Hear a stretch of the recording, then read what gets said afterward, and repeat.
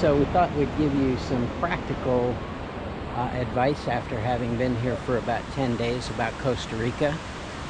There's quite a few things. One is that if you're expecting to see animals, you might actually do that, and birds, but a guide will be able to show you 50 times more. They see stuff you would never find. Yeah, absolutely.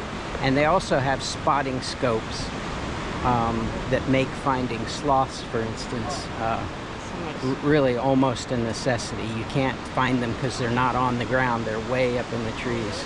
Yeah. You don't need to exchange money.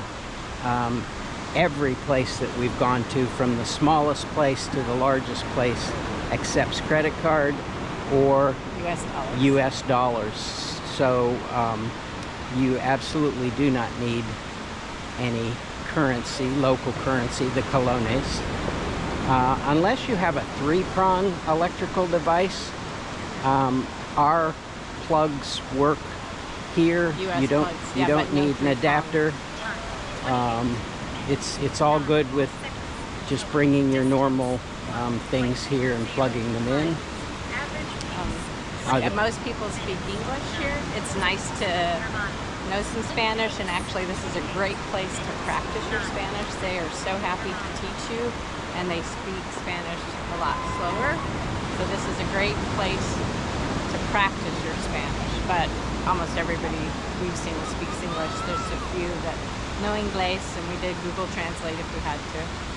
So as far as people are so nice. As far as renting a car is concerned, we did, and we're very glad we did, but we didn't really try and get off-road into, some of these national parks and some of these.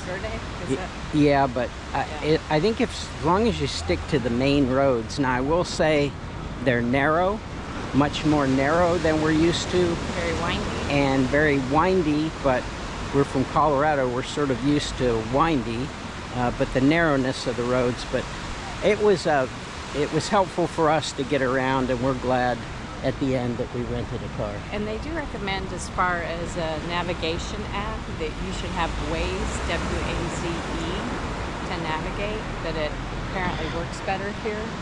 We found we didn't have a problem with Google Maps, but you had downloaded it. Right, before. So I selected the part of the country that we were going to be in and downloaded it so that it was resident to my phone and not depending on Wi-Fi.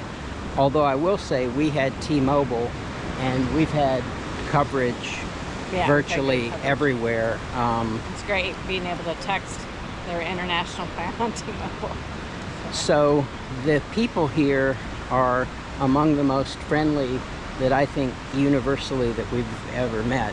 Everybody is very friendly, always willing to engage in some conversation if you want to, or say hello. And again, like I say, it's always what makes a trip so great is the people you meet, and that's been the same for this trip. We've obviously met a ton of people from America traveling.